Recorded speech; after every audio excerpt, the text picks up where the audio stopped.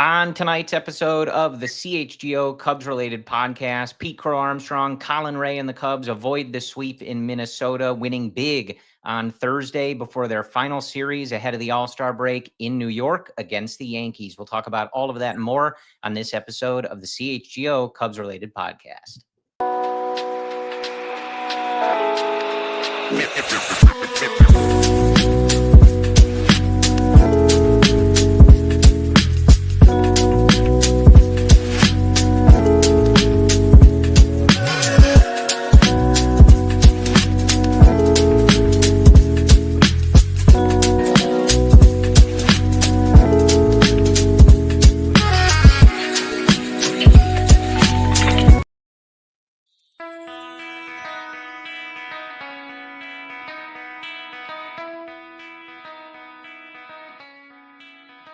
This is the CHGO Cubs related podcast driven by Toyota. Let's go places and bet 365, whatever the moment. It's never ordinary. Use code CHGO365 at sign up. Hello, everyone. My name is Corey. I am joined this week by the one and only Kevin Wells, filling in for Dr. Miller, who has academic problems to deal with. I'll let him explain that to you if he so chooses.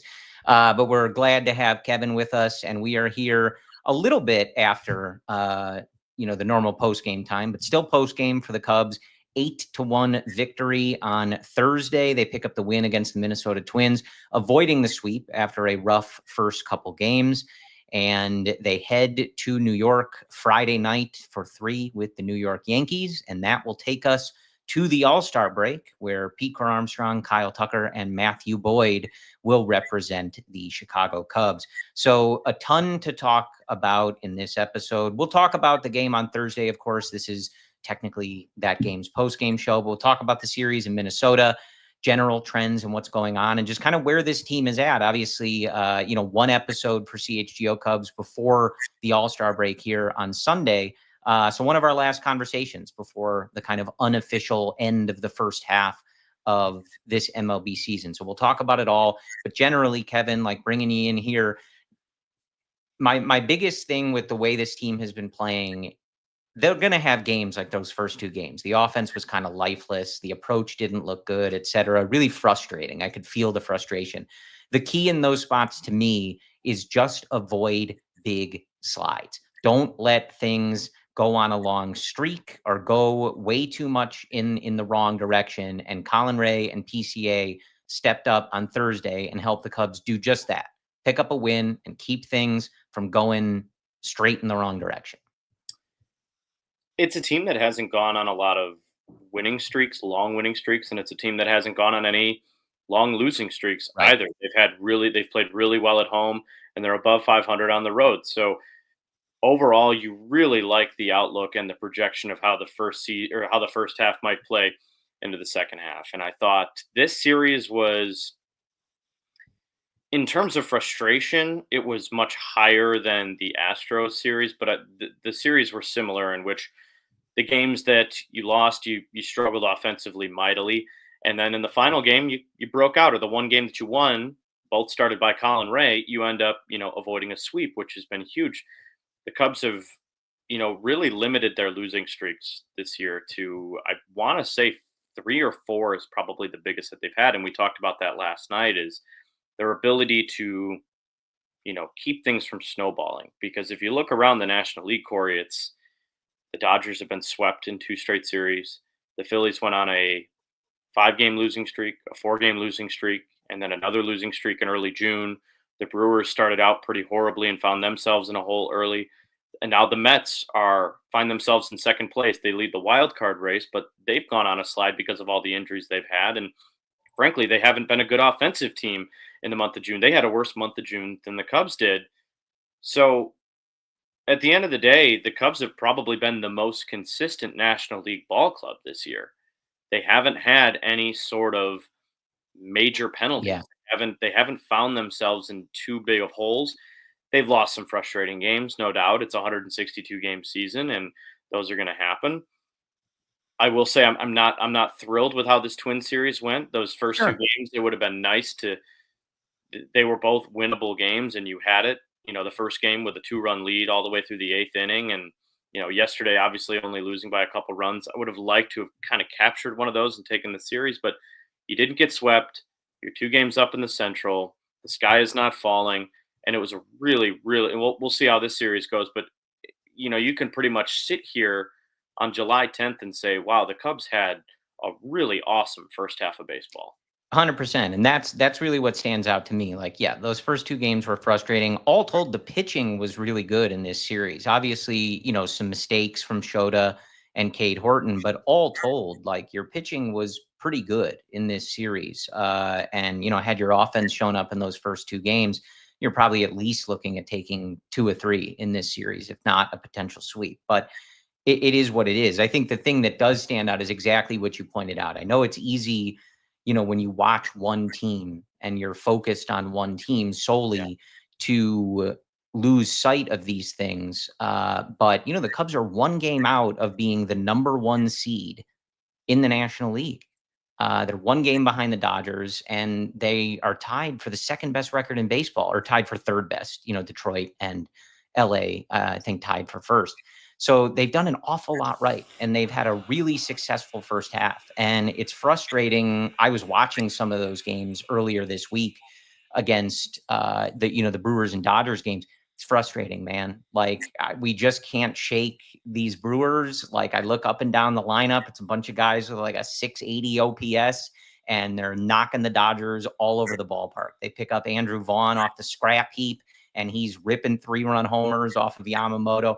It's extremely frustrating. I can't really remember in my life being more frustrated, like watching an opposing team. But at the end of the day, like, so be it. Like, sometimes you got to chase off good teams. The Cubs have done their part in this first half. And if the competition from someone in your division, we're lucky it's not 3 or 4 teams, like sometimes it is in the NL West. Like, you've got, I believe, 8 games left with the Brewers the rest of the year. Take care of business there and continue doing exactly what we're talking about. Like, as we're saying, this team has avoided slides, even when they're not playing their best baseball. Just like they did on Thursday, they find a way to get it together and win a baseball game. And that's what this team needs to do.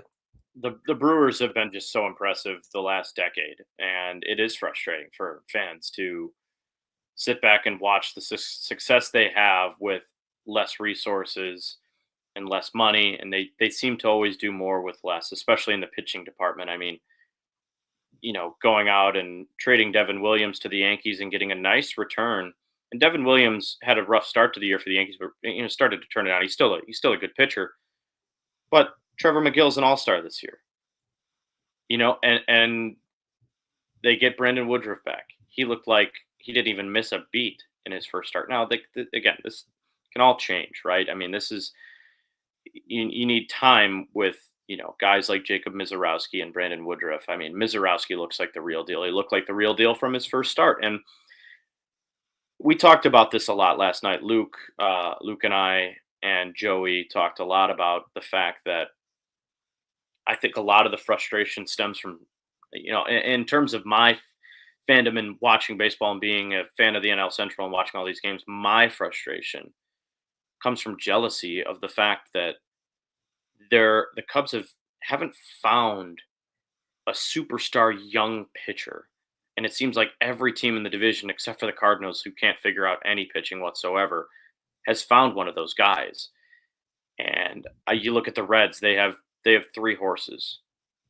That Abbott, Lodolo, and Hunter Green, who's on the IL right now, and now they bring up their Chase Burns, who has struggled but looked good in his first start. You look at the Pirates. Pirates have one of the best starting rotations in all of baseball. They just can't hit out of a paper bag. And they have 2 young, really nice starters. Obviously, the best pitcher in baseball in Paul Skeens. And the Brewers now with Jacob Mizorowski, who looks like he's going to be an elite starter for a long time. Yeah.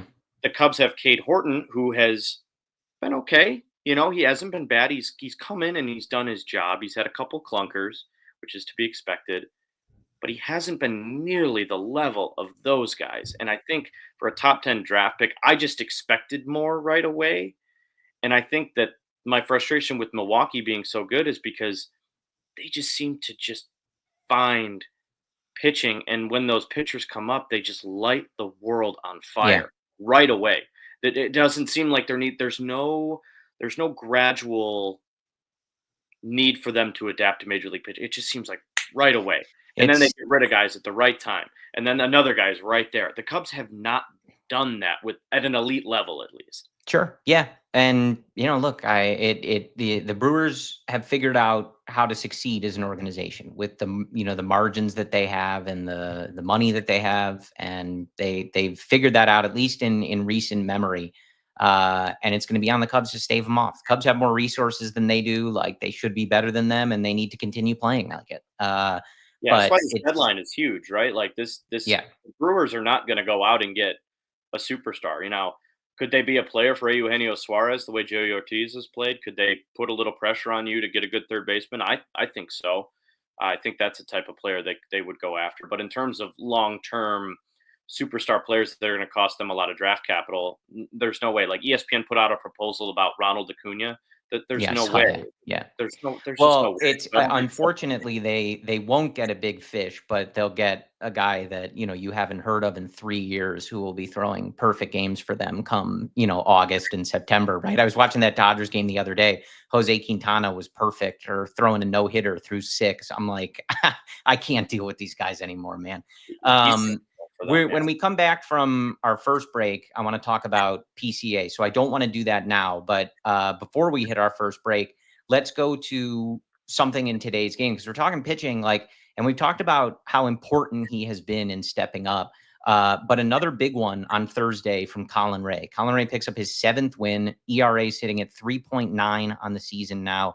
7 innings, 3 hits, 1 earned, 2 walks, 5 strikeouts. Cade and Shota were fine. It certainly wasn't their greatest starts, but neither of those starts put the offense wildly out. Or I think obviously you'd like Cade to have a better start than he did, but he's a young guy, he's growing.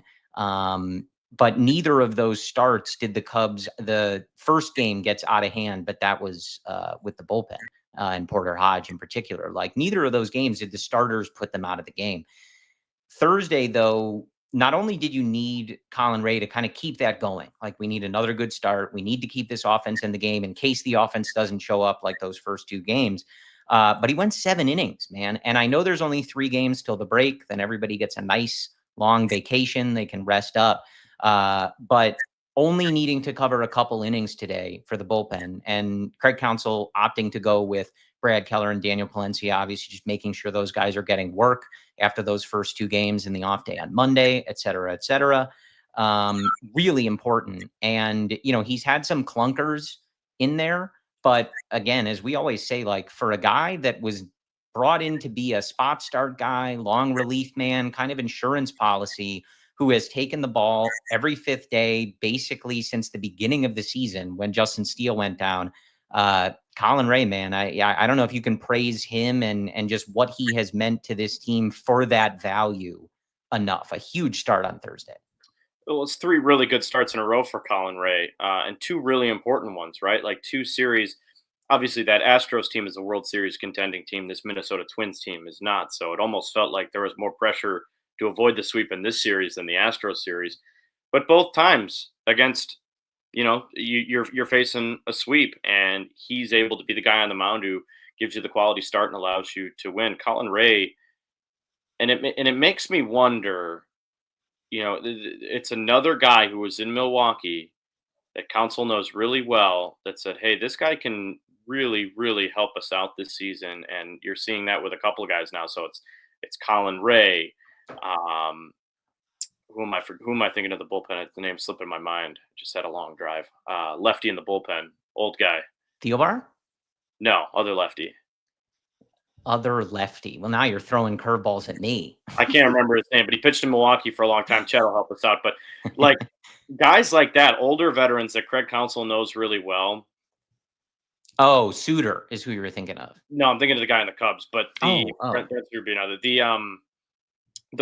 point I'm trying to get to is it is so Drew Pomeranz. Thank you, Becky. The point I'm trying to get to is when Counsell went out and got these guys or made a push to get these guys, he had a plan for them already. And I think you're seeing that. Some managers would take a long time to figure out their usage for, Colin Rea was the long-term reliever, and Steele goes down, he immediately needs to take a spot in the rotation. And there's going to be a little bit of a drop off, but I don't think anybody expected the drop off to be this like minimal. I expected it to be significantly more. I expected there to be, when he takes the mound, I expect the Cubs to go out there and have to slug their way to wins, and they just haven't had to do that the last couple of weeks here. There's only been a couple of games that's happened to. So yeah, credit to Craig Counsell, really. Colin Rea has obviously been excellent, but I think Craig Counsell putting him in a position to succeed and immediately having a plan in place has been the underlying X factor in this decision to sign him and set him up for success. 100%. And we're going to hit our first ad break here, but just finishing the thought on Colin Rea, we'll come back and talk about PCA for sure. That's one of those things where when they made the signing, a lot of people were like, is that the best use of the money if they don't have a ton of money, this and that? And it certainly paid off for him. And it's also one of those things where you kind of are able to go like, look, like sometimes you got to defer to, they're not always going to be right, but Counsell knows this guy. He's got a relationship with him. He knows how to use him.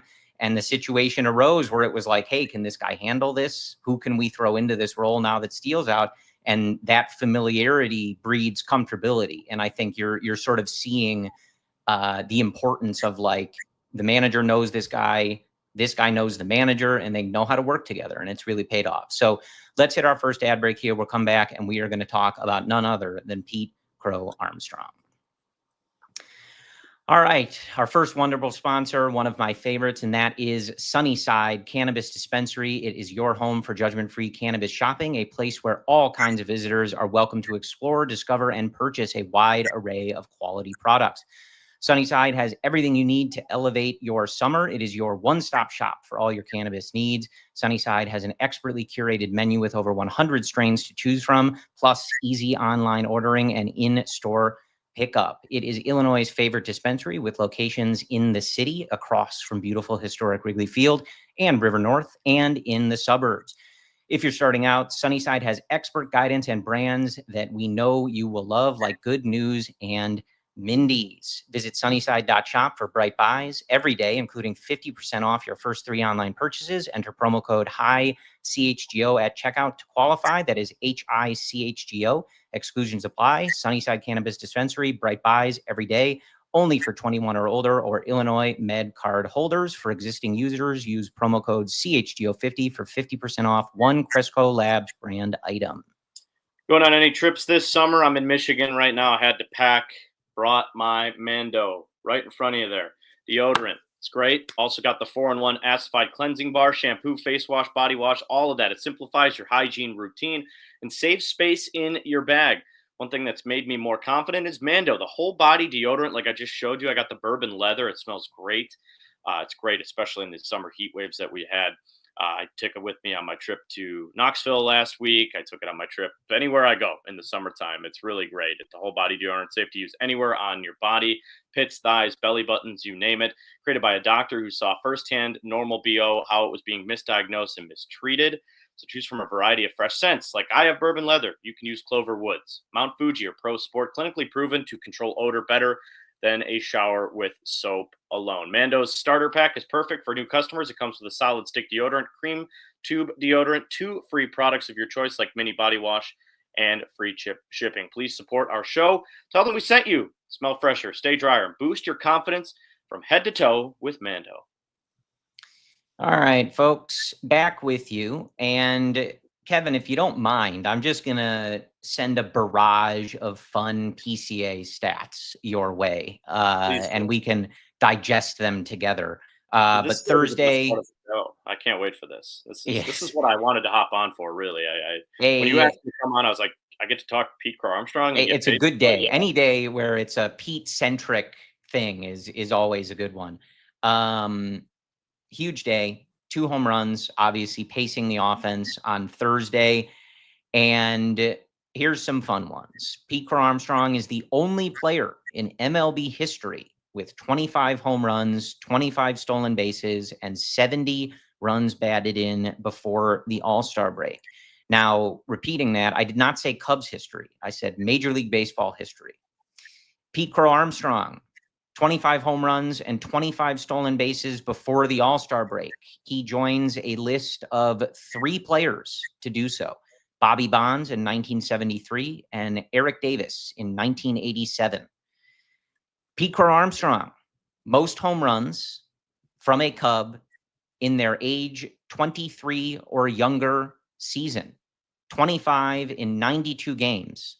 Chris Bryant hit 26 in 151. So I venture to guess that PCA is going to own that record from our good friend Christopher Lee Bryant by the end of the year. Pete also, after this game, bumping to, I believe, 5.1 wins above replacement. Astounding, Kevin. If I had told you before the season that he would have 25 steals you would have thought was low, but 25 steals, 25 home runs, and over 70 RBIs, you probably would have said, wow, he had a great year, right? Yeah. It's July. Yeah. No, I know we all love to have fun and talk about Pete, and some of those, just sit in that for a second. Have we ever had a Cubs player like that? I do think it's kind of like something we haven't seen, Kevin. He could be Alfonso Soriano with the glove, which I know people are like, oh, what if he's not? Alfonso Soriano hit over 400 career home runs. And right. You mean Alfonso Soriano's bat with the best glove in baseball. And a better base runner and an elite base runner. I mean, Pete Crow-Armstrong is the first half MVP of the National League, and I really don't think that anybody was standing in his way for that. Everybody will say Shohei Ohtani, and Ohtani is excellent. He's had an awesome first half in his own right. But Pete has impacted the game in every series like no Cubs player I've ever seen. Chris Bryant was amazing in 2016. 39 bombs, clearly deserving of the MVP. And they, obviously they did special things in 2016 and had a great first half and even better second half. They got on a roll and never stopped. But what Pete has done this first half, by the way, has 25 homers now. Ian Happ led the team last year with 25 home runs. So him and Seiya both with 25 homers in the first half of the season. With a short porch coming up for the next 3 games, Pete could very well hit a couple more. It's a favorable ballpark. You're looking at a guy who could easily, have a 40-40 season and maybe even more than that. And it's not a dream anymore. It's a reality. I mean, he is on pace to do things that we've never seen a Cubs player do in our lifetimes. And he's not slowing down. It's not a fluke, man. I mean, in May, it was like, wow, this guy's incredible. June, okay, he's not stopping. 2 home runs today. It's not stopping. I mean, he is a 5-1 F4 player right now. Yeah. I mean, think about that. If he could be a 10 WAR player, I'm going to look up the amount of guys who were a double-digit WAR player last year. Well, I do have some WAR context for you, at least for the context of the Cubs. But like the one thing too that jumps out is like he bounces back, man, which is really, I don't want to say like necessarily unique, but always something you take notice of in young players. Like some of the at-bats he had earlier in this series weren't his best. We've seen him get a little frustrated at times. He throws his helmet or, fake, breaks his bat, that type of thing. And so for a young player to have those games and bounce back and be able to say, nah, I'm here, I'm ready, I'm going to hit 2 home runs today, that's the sign of a guy that is really growing and maturing and developing into this. When you look at the numbers, it's like, oh my God, he's breaking out. What a superstar. Those are like some of those little things too that really help kind of underscore that like he isn't allowing himself to get in his head too much. He's not beating himself up too much. He's not tweaking his mechanics because he had a couple strikeouts. He is just powering through, sticking to what is working for him, sticking to himself. And he comes back on Thursday here and hits 2 home runs. But some context, I always mention him, but from friend of the show, Matt Clapp at the Blog Finds on Twitter. Kevin, I'll give you a guess. And I feel like this is a good one. We always go through this. Like I know some people don't like wins above replacement WAR. They don't like some of the advanced stats. But Wins above replacement, it's putting all of the value together, the defense, the base running, the offense, and putting a number. This is what they are contributing to their team. Just think of it that way without getting into the weeds of how they're calculating it, et cetera, et cetera. This century, so 2000 on, how many Chicago Cubs in full seasons, not just by July, in full seasons, would you guess put up at least 5.1 wins above replacement or higher since the year 2000 in a full season on the Cubs? I'll say less than 10, probably less than 8. It's 14. Okay. Some of them are repeat players. Okay. But so just to be clear on that, 14 Chicago Cubs since the turn of the century have put up higher wins above replacement totals in a full season than Pete Crow-Armstrong has right now, and it is not even the All-Star break. That is unbelievable, Kevin. Like when we talked about Pete and what he could become, and you even dreamed on it, I think if I had told everyone at the beginning of the year that he would have these numbers at the All-Star break, 25 homers, 25 stolen bases, 70 plus RBI, a 5.1 win player at the break, you would have said, Corey, I know you're dreaming, but be like even a little realistic. This is crazy. Let's not that I'm definitely not pouring cold water on this conversation by any means. What it could go down a touch, right? WAR is it could go down, but I don't know. But he's still, regardless of what he's done, it's truly been incredible. I've had more fun watching this guy play baseball than any Cubs player I can remember in a long time. It's really remarkable. Maybe a little bit, but no, I don't think so. It's really been remarkable. And like, obviously when I'm looking at these, 5+ win seasons, the names are rather familiar. Anthony Rizzo did it a couple times. Sammy Sosa did it a few times. Javi Baez, Chris Bryant, Alfonso Soriano in 2007 is in there. Chris Bryant, 2016, 17. The best season, in the last 25 years or so is Sammy Sosa in 2001. That was a 9.9 win season. Like that's the company that Pete is in, and Pete is 23 years old, like, and sort of just, it can get better.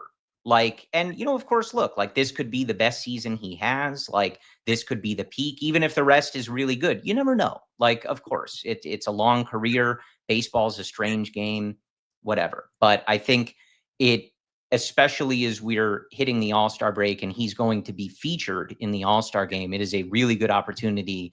I know everybody's been appreciating him, but it's a really good opportunity to just sort of take a step back and really marvel in this, because it is one thing to sort of see it in the box scores and, see him hitting homers and whatever, but to truly appreciate the context. He is in company of his own in Major League history, or in the company of absolute legends on lists of 5 players, 3 players ever to do something. And he is on his way to one of the best seasons a Chicago Cub has ever put up. And I think it's a good time to just sort of pause and like really reflect on just how good he has been in this first half and valuable for this team. And some might say most valuable. And I know that our wonderful producer, Sarah, has our wonderful CHGO Locker t-shirt that supports that MVP. That's the best shirt we've ever put out, by the way. At least I think so. But that's Kevin, of course, you can visit allchgo.com and grab that t-shirt if you want to rep PCA and support his MVP campaign. We could go on Pete the entire show. I think we'll leave it to this segment. We're going to hit our second ad break here in a moment. Any parting thoughts on Pete? I won't stop you if you talk about him the rest of the show, but I don't know what more there is to say. He's in the middle of a historic season, And on Thursday, it is one of those things where it helps the Cubs win a ball game. I mean, he had some, obviously they end up putting 8 in this game. They win by 7, but his homers and his offensive contributions were the real stars of this game, along with Colin Rea. I'll leave it at this. It's fun to listen to guys. Can't hear you, Kevin. We may have lost Kevin's audio. So while he fixes that, I am going to stall for time. Very professional, but it really is remarkable. I'm not sure any other way to properly contextualize like what Pete is doing and just how great it is. And like I said, to me, the one thing that really stands out is his ability to refocus. He has bad games, he strikes out, and he has games that he looks bad, but he rebounds and he comes back strong, and he knows that he can contribute in these games. Overall line for Pete, and then we'll hit our second ad break here. 271, 309, 560 slugging percentage. And that's one of the other things. We have to hit our second ad break. So I don't want to get too distracted. But Kevin, like one of those things, and I know you guys have talked about it, like everybody was like, oh, he should be the leadoff hitter because he's fast and things like that. His game right now is not being driven by that. It's being driven by his power. I think at first when he came up, we sort of thought he was going to do the maybe he could make weak contact and turn it into hits, and then he turned singles into doubles into triples. That's not what's driving his game, man. What's driving his game is dingers and slug. It's crazy. I want to leave it at this, and this is what I was trying to mention before my audio cut out. Don't take it from us. Take it from the president of baseball operations, who's just as surprised as everyone else in this city is at Pete being able to take off from the power standpoint. When Jed acquired him, he said, hey, this guy's going to be a really good fielder. He's going to be a really good base runner. He's going to be hopefully a solid hitter. He had no idea that this power was coming. All the home runs that Pete hits are not short porch merchant home runs. They are rockets. 415-foot blast today. He's hitting them off the scoreboard at Wrigley. I mean, it's truly special and surprising at the same time. And I think that's what makes it all that more special. And Jed's just, you should hear Jed. I'm telling you, go listen to Jed talk, listen to him talk about Pete. He's gushing more than we are. He knows. Yeah, he knows he took a big swing and he won. We're going to hit our second ad break here. Take a moment to thank our sponsors, and we will be back to talk about the rest of the first place Chicago Cubs. Just like the Chicago Cubs need a home field advantage of beautiful historic Wrigley Field, your home needs a home floor advantage. And Empire Today can help you get it. Empire Today has flooring experts, dedicated flooring professionals who focus on flooring every single day. We've all been to those box stores. You wander endless aisles. I'm one of those people. I don't know anything about home repair or installation or flooring. You might be talking to someone who knows less than you or who was working in plumbing the day before, but Empire is all about flooring. They live and breathe flooring, and they will be with you every step of the way. Their flooring experts bring the showroom right to your home. You can pick the flooring and the right colors for your space and see how it looks with your furniture in your house. Get precise measurements taken and have all your questions answered. All the pricing is upfront and clear, and you can schedule an installation as soon as the next day. Schedule a free in-home estimate today because some things are just better at home. CHGO listeners can receive a $350 discount when using promo code CHGO. You heard that right, a $350 discount with code CHGO. Restrictions apply. Visit empiretoday.com/CHGO for full details. Hey, baseball fans, if you're thinking about upgrading your drive this season, Toyota's 2025 lineup is definitely worth a look. You got the RAV4, versatile, reliable, adventurous, the Grand Highlander. It's got room. It's comfortable. Efficiency. Try the Corolla. It's got good on gas. It's got you covered. Smart and stylish, too. Something tougher, get the truck. The Tacoma brings serious durability. Summer starts here. From adventures to weekend escapes, our versatile lineup is ready to ride with amazing deals to match. So visit your local dealer and find yours today. You can check out the full lineup at Toyota.com or stop by your local Chicagoland Toyota dealership. Toyota, let's go places. And Corey, always a good time to become a CHGO diehard. Adam Johns is on the team now for CHGO Bears. You want to read his stuff, become a CHGO diehard. You want to get a free shirt, get the new MVP shirt, become a CHGO diehard today. Get access to our exclusive written content. And all you got to do, go to allchgo.com for the latest info on how you can join thousands of CHGO diehards in the community. We can't wait to connect with you on an even greater level.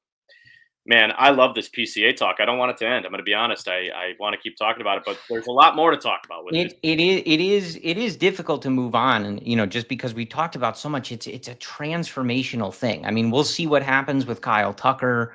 There's other important players. Of course, this deadline could be very important. It'll speak to us about like which prospects are still in the organization. Who is the top prospect at that point? Is it still going to be Owen Casey? Like that type of thing.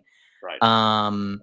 But it's so we're talking about someone setting these like franchise records, league records, all this stuff. He's 23. He's a Chicago Cub at minimum until 2030. Like just an absolutely like transformative situation that we find ourselves in. I don't want to get fans' hopes up, but I think in terms of how we're talking about Pete and the records he can set and how good of a year he's having, the guy making all the business decisions in the front office, the guys making the phone calls, Craig, Jed, and Carter, they know that too. And I would bet that, we've heard it from the national guys, and it all makes sense, right? I would expect the Cubs to be one of the most aggressive teams at the deadline. I would expect them to get creative and go out and get some really good players for this team because I think they recognize the rarity and the rare air that Pete is in right now, equipped with guys like Seiya having a career season and Kyle Tucker having a career season. That doesn't happen every year. And I think they recognize the moment we're in. But let's be honest, we knew Seiya was a good hitter last year. We knew Kyle Tucker was an MVP type player. Pete being an MVP type player can put this team over the top if the business decisions are correct here in a couple of weeks. And that is super exciting. Yeah, 100%. All right. Well, again, this is the last time, at least for me, that I'll be on the air until the All-Star break. So kind of looking at things, of course, these 3 games with the Yankees, they're going to be tough. They matter, and are all part of the story. But all things considered, really, no matter what happens this weekend across the league, the Cubs are going to find themselves as one of the best teams in the National League and one of the best overall teams in baseball, just on record and where they're standing. And we're a couple weeks away from the deadline. And I think the ever evolving conversation has been, what is their most pressing need? What is number one on your shopping list? And I think for most people for a while, it's been starting pitching. Now, the other thing, as we've seen, the Cubs trying to be aggressive, maybe jumping the market, things like that. It is always worth noting, and Jed keeps kind of putting this out there, like it takes 2 to tango. So if good starters, top starters aren't available, you can't make them available. You can't snap your fingers and do that. And, for as many people that have wanted the Cubs to make a trade quicker or sooner, all the reports that we're reading is just that that's not really available. The teams are not budging. You have these extra wild card teams now. It's a lot easier for teams to sell to their fans that they're still in it. Maybe they can make the playoffs. Maybe they're going to make a push, that type of thing. Harder to justify selling so early and really just throwing your hands up and saying like, yeah, we're done. We're not going to be good, that type of thing. For me, still a pitcher. You need a pitcher. I think that's still going to be the number one item at the deadline for me. Colin Rea, we just talked about it. He's been great. He's been great value. He's given you great stuff, but you got a lot of question marks even still with this rotation. Matthew Boyd is an all-star, but you're talking about him breaking innings limits and, pitching in a year where he's coming back from injury. Cade Horton, young guy. We have no idea what his leash is or what their organization is going to be comfortable with him doing or what his arm and body might look like come August or September if he's still going at that point, because we just haven't seen it at this level, especially. Shota, still working his way back from injury. I don't have any concern there. But in this last start, like velo down a little bit from where you'd like it to be, from at his peak when he was really pushing Cy Young talk and sitting as the ERA leader for a few months at the beginning of his career. And, when a guy comes back from injury in the middle of a season, like there's just no guarantees. And he's been solid in his return for the Cubs in his few starts. but you want him to be Shota, right? The version that we saw last year, kind of pacing this rotation. And I don't mean to suggest that I don't think he can get there, but anytime a guy comes back from injury, you just don't know. Then you have Colin Rea, who probably wasn't planning on starting every fifth day, and there's probably diminishing returns if you keep doing that and asking him to kind of outpace the role you envision for him, et cetera, right? Tyone is hurt. We don't know when he'll be back, et cetera. So that's still going to be number one. To get through the grind of the season, especially to get through good teams and good offenses in October, you're going to need another starter. And I think this can be our next topic. I think some of us were maybe waiting, give it a little bit. Let's see if Matt Shaw can get hot. Let's see if he can show it at the plate and make the decision a little clearer for Jed. I think he did, and it's not going to go in Matt Shaw's favor. The bat's not there. His glove has been great, and he's young, and it can still get there. Different things, Kevin, like how you feel about Matt Shaw for 2025 and whether he can be the starting third baseman on a team that has World Series aspirations versus what you think of him as a 23-year-old for the rest of his career. But it's not there. Some of his at-bats look really bad. His head movement in the game today, jerking all over the place. He's going to throw his own helmet off while he's swinging. It's not there. The quality of contact isn't there. This team is going to need a third baseman. So my question to you, do you agree with that sense on Shaw? And if you were Jed Hoyer, what's more important to you, a starting pitcher or finding another bat for this offense, probably at third base? I'll give you a Jed Hoyer answer. I think it'll be what the market gives you, right? I mean, if you can go out and acquire a guy, Seth Lugo, if the Royals decide to sell. I know John Morosi really piqued my interest. He said maybe blow the Royals away and try to get Bubic. I don't know. If Mitch Keller, I think, is the name that is being thrown around a lot. The Cubs have always kind of had some eyes on him. I think that getting a power pitching, swing and miss starting pitcher to give your rotation a bit of a dichotomy than what you have right now, more pitch to contact guys, I think is the most important thing at this moment in time. What wins in October? Pitching wins in October. And I think with where you sit in terms of the National League contending teams, Phillies, much better starting rotation than you and a better bullpen. Maybe not a better bullpen, but they're a really good bullpen with more power arms in the back half. Dodgers, they're not healthy right now, but if they get a couple of guys back, they're probably a better starting rotation than you do. Giants have a better starting rotation than you. Padres have a better starting rotation than you do. The Brewers probably have a better starting rotation than you. But the good thing is the Cubs are $30 million under the luxury tax. They can afford to go push in and try to get creative and get guys. I don't know who said guy is going to be, but that's still the number one thing for me. And I want them to get creative here. I need them to get creative here because we haven't heard big name. We've heard Mackenzie Gore's name tossed around lightly. I mean, it's not, him being traded is probably not very likely, but changes in management over there. Who knows? That's a guy you should be very interested in. He's one of the best young pitchers in the game. But third base is vital, man, because there's going to be bats available at this deadline. There's a couple guys that would not be considered lateral moves, in my opinion. I think if you go, Suarez was, I think honestly here on CHGO, we were the first to talk about this before his name kind of got thrown around as a potential target. Suarez is having the best year of his career offensively. He's almost got 30 home runs to start the year. His WRC plus is well over 150 the last time I checked. I mean, he's having an outstanding season. That's the type of guy that would make your offense bulletproof. And if that's what it comes to, you have the best offense in the league right now. You add Suarez to that. Good luck to any starting rotation. That's a guy who hits lefties as well as righties.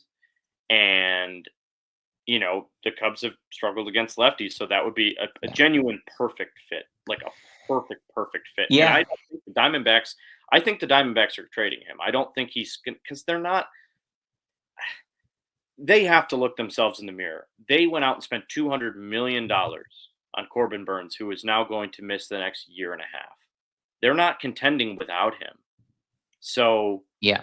They know they wouldn't have given to a guy they could win without. So I think they know that they're selling, and I think it's just going to be up to can the Cubs make a competitive offer? Because the Yankees want him, and I think the Brewers might want him too. Well, and I think that's one where it's like you might have to wait till the last minute. Like I think I looked at it a moment ago. They're 4.5 out in both the division and the wild card. Like right now, they would catch some heat for making those moves and kind of like throwing up the for sale sign.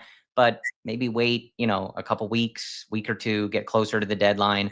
But yeah, I agree. We'll come back and keep talking about this, but I think it's ebbed and flowed so much. You had that period where Carson Kelly was kind of like driving things in the 5 spot. He was obviously hitting higher than that at times in the 4 spot. But when he was really going, you didn't feel it as much. But there are days where, Dansby is such an inconsistent player from time to time. And then when Kelly wasn't doing as much, or even just coming back down to earth a little bit, you kind of feel the lineup weaken after that beginning part versus the beginning of the year when Kelly was really going at his best and Dansby was in that homer binge. You felt like, man, this lineup is deep, like just so deep. And you do feel that on some days, right? Like, but not every day. And as you said, especially against lefties, like we see Pete hitting homers against lefties, Michael Busch hitting homers against lefties. Now they're going to get better at it, but it's obviously they're not the same as when they're going off of a right-handed pitcher. So yeah, I agree with you. Let's hit our third ad break here, and we're going to continue talking about that. I think that's kind of the main focus for the rest of the show is just like where this team is at, what they need, and how they might proceed through these next few weeks ahead of the deadline. All right, so our third and final ad break here. Ask any Chicagoan what the best weekend of the summer is. 9 times out of 10, they are going to say Windy City Smokeout. No question. And guess what? It is back today through July 13th this weekend. We are talking 4 full days of country music, ice cold drinks, and the all award-winning barbecue that your stomach can handle. Does it get more summer than that? Nothing beats an outdoor concert in July. If you have not grabbed your tickets yet, Thursday and Friday are still available. Country's biggest stars like Bailey Zimmerman, Old Dominion, Cole Wetzel, and Dylan Gossett are going to be lighting up the stage. Don't miss out on the best weekend of the summer. Grab your Thursday night and Friday tickets now at windycitysmokeout.com. The CHGO booth will be there. They've been there today and they will still be there for the rest of Thursday. You can stop by and say hello. And again, that website to get tickets is windycitysmokeout.com. I love living in Chicago. I love the summertime. I love Windy City Smokeout. I don't love the property taxes I pay in Cook County. Overpaying for property taxes is something far too many residents here are doing. And you don't have to be one of them by using OnWell. In Cook County, appeals windows vary by township and close up rapidly, and they're often difficult to win. So let OnWell's team of experts ensure you're prepared for when it counts. Sign up in under 3 minutes, and their team of local experts in cutting edge technology can start saving you money with no upfront costs. So, what's it like to be pay property tax for OnWell? Well, you're going to pay a little bit more, I'll tell you that much. And if you haven't appealed, talk how much money you might have lost out on. Talk about the experiences that you get with OnWell. You get a lot of great stuff with it. It's super easy to sign up. It's super easy to manage your money. It helps you save money on property taxes, and it gives you the ins and outs of everything that you're paying for. In Cook County, OnWell has a 25% contingent fee, meaning you only pay on your property if taxes are reduced, but property tax money in your pocket is put back in your pocket in just minutes. No stress or big time investment. 86% of OnWell's customers receive a reduction. So save money on Cook County property taxes with OnWell. Sign up in less than 3 minutes. Start your appeal today. Do it today. OnWell.com/cook. That's OWNWELL.com/cook. All right, folks, back with you here to finish off the show. I see it in the chat, about Matt Shaw. His glove has been great. And we have seen the value that defense has played on this team. I mean, one of the things, it's funny to even be talking about PCA and like what he's doing on an offensive perspective. We went like 15 minutes talking about PCA. We didn't even talk about he's the best center fielder, best defensive player in the league. Just as an aside to his, historic and record-setting offensive season. Don't forget, he's also setting records. I was just reading some thread the other day about how many like 5-star catches he has on Baseball Savant and all that stuff. It's absurd. Matt Shaw's defense has been great, and it's been a big part of one of the ways that this pitching staff has been able to work. The pitching and defense work in tandem together, and it was built that way. Like, you signed Dansby Swanson to pair with Nico Horner, and you always envisioned that PCA would be in center, kind of forming this just uber elite middle of the diamond where, balls go to get caught and die. And Matt Shaw, obviously not in the middle of the diamond, but his defense has played a big role in the Cubs' success so far, and executing those margins in that game plan. But the bat's just not there, and it's not going, I don't think, get there in the time that they need it. And they're going to have to make a choice, right? Like, do they opt for the glove or do they opt for the bat? You may be able to find players available at the deadline that could give you a little bit of both, or at least aren't a disaster in one area, but are great in the other. But you might have to just make a choice. And I think for me right now, Kevin, like, you got to go with the bat. This team needs another bat. And that's just, Shaw's just isn't going to get there. 200, 278, 283 slash line, 62 WRC plus. His defense has been really good, and he's barely hovering at around a replacement level player. 0.1 wins above replacement because his offense is just so bad. And it's interesting too, because it appears he's like kind of sold out with some of these changes to try to make more contact. So we just don't see very frequently any good contact. We see a lot of in-between swings, a lot of bad swing decisions that are leading to jam shots, balls off the end of the bat, just weird-looking balls in play because he's trying to figure stuff out and just make contact and not strike out. But it's not where they need. And so for me, I would still put starting pitcher number one, bat, probably playing third base, number two. And if they have the time and resources for it, I would take someone that has a high K rate. But they've shown an ability to get by with what they have in the bullpen, bring young guys up, find guys on the scrap heap, and kind of figure it out. I think you're going to have to be careful, Kevin, not to run Brad Keller and Palencia into the ground.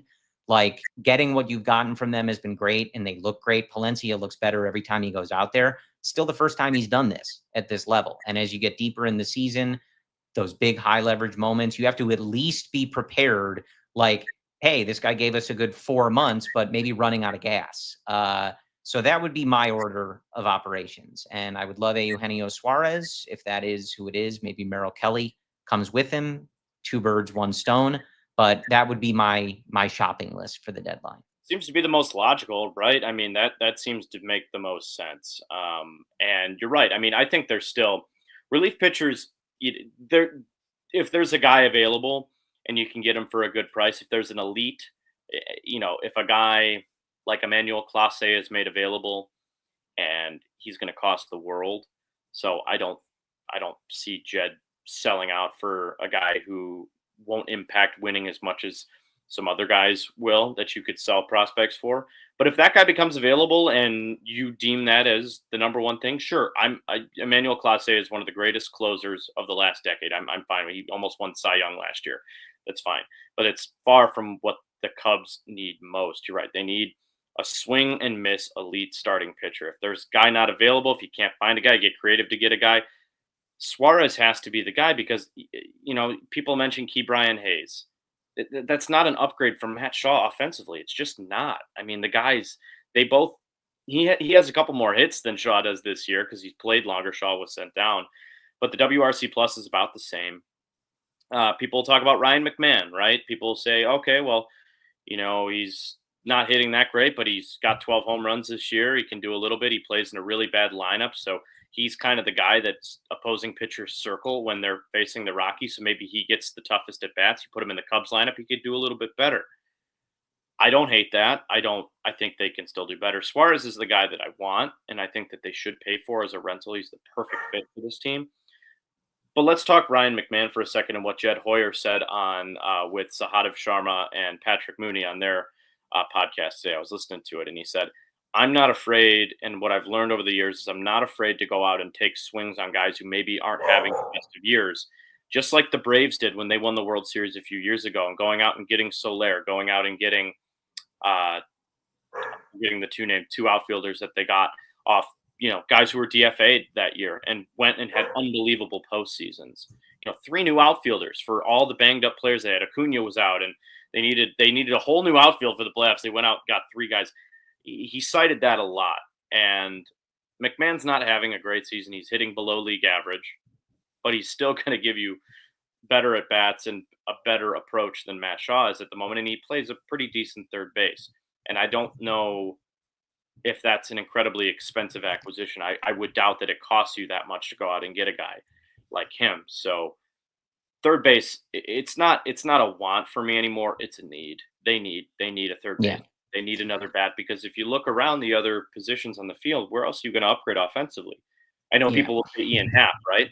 But Ian Happ is a streaky hitter. He is who he is. He is always going to give you the same season he has the last 5-6 years. Over around 115, 120 WRC plus, 20 to 25 homers. I don't think the Cubs are going to look to upgrade another outfield spot. And if they do, it'll be from the minor leagues and Owen Casey. So I think it has to be third base. That power has to come from third base. The upgrade has to be there. And like I said, it's not a matter of if anymore. I think it's when. And I think Matt Shaw will be moved to that super utility role when it comes time for the postseason. I think he'll get sent down if they do trade so he just continues to get bats down there.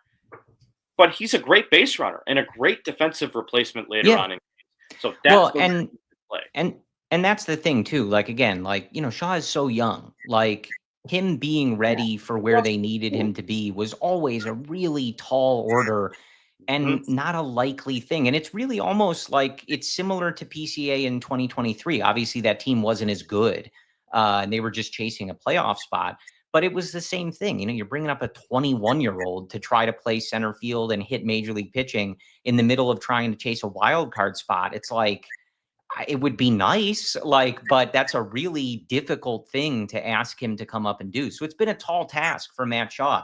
And I give him all the credit in the world for the work he's done on defense and the role he's played in this team at all at this stage in his career, especially being sent down already once in the middle of the season. It shows a lot of mental strength and fortitude, and he'll have plenty of time to revitalize his swing or make those tweaks to fix some of the stuff that we've seen so far at the major league level, because he's so young. But he's just not where the team needs him to be. And I think it's a good moment to sort of, again, go back to where we started the conversation and just, as we head to the deadline here, I am not of the mind that they need to, hey, gut the farm system, whatever you have to do to win in 2025, trade everybody, mortgage the future. I don't think you ever really want to do that. But this is a really good team. They won't do that either. Right. But this is a really good team. They are currently one of the best 5 records in all of baseball. They're a game out of the top seed in the National League. They would have a bye right now. I mean, there might be ties going on right now, but you guys know what I mean. They are in a position to have a bye in the playoffs. You only have Kyle Tucker potentially for the next few months. Jed Hoyer only has a job potentially for the next few months. And as we talked about too, I hope Pete Crow-Armstrong puts up years like this for the rest of his career. But maybe this is the best year of his career. And the rest are also great. But you're getting a once-in-a-lifetime outcome potentially from him right now. Kyle Tucker is as advertised and worth the price you paid of admission. You got to supplement this team. There's a few needs and there's a few things that you would look at and say, what would derail this train? What would get in the way? And it's the things we've identified, and that's going to come at a cost. And even if they're just marginal upgrades, Kevin, it would be worth it. But to not give a great effort, and I know Jed is going to, but a great effort at this deadline to make this team a legitimate, solidified World Series contender, it would be a waste. And I don't expect that to be the outcome, but it would just be a waste. This is a really good ticket to the dance. You got to take it because they don't come along that often.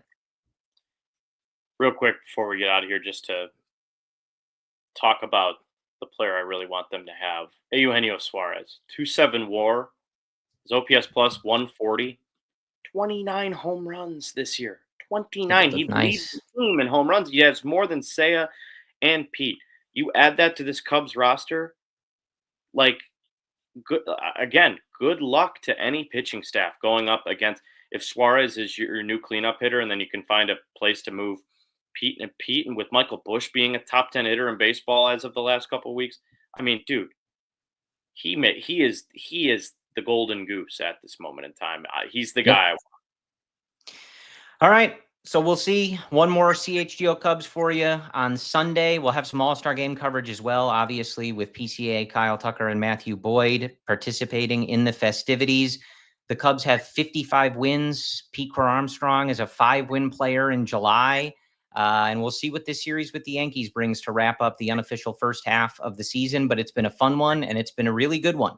So let's see how the Cubs head into the deadline and how they finish this season strong. We'll be with you the rest of the way. We appreciate the support. Brendan and I will be back with you next Thursday. Appreciate our good friend Kevin Wells here jumping in and helping us out. We will talk to you next week. Enjoy the weekend and the All-Star break. And as always, go Cubs.